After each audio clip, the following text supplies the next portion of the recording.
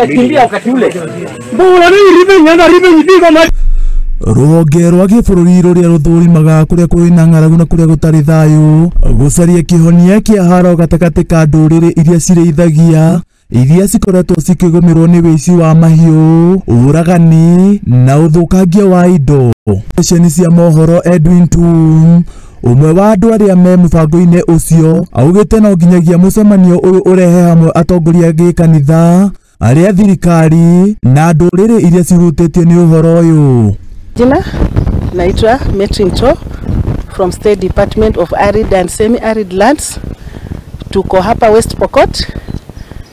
Tuna forums, tunatembea kwa all counties concerning peace and conflict management. Our aim ama nia yetu ni kupata maoni kutoka kwa communities wenye wanakaa kwa arid and semi-arid lands.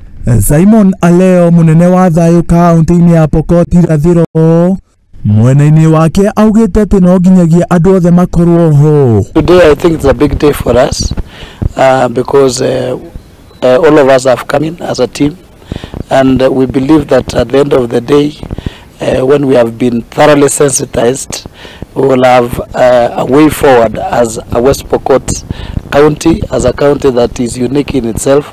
Simon Aleo, munene wa thayũ kaunti-inĩ ya Pokot irathĩro, mwena-inĩ wake augĩte atĩ no nginyagia andũ othe makorwo ho.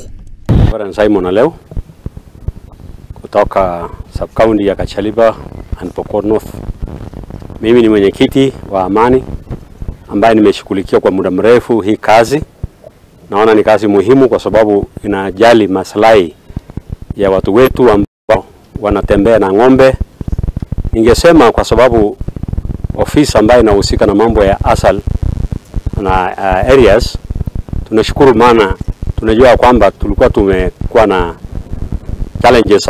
Atongoria a kĩndini maugĩte atĩ kanitha no nginyagia wĩyumĩrie nĩguo kũnyitĩrĩra ũndũ ũyũ, ũndũ ũrĩa ũtũmĩte Kerio ĩtũre ĩ thutha ũkĩringithania na ndũrĩrĩ iria ingĩ. Ngĩribotera Mũthingi TV, rĩtwa rĩakwa nĩ Kamau wa Kahonoki.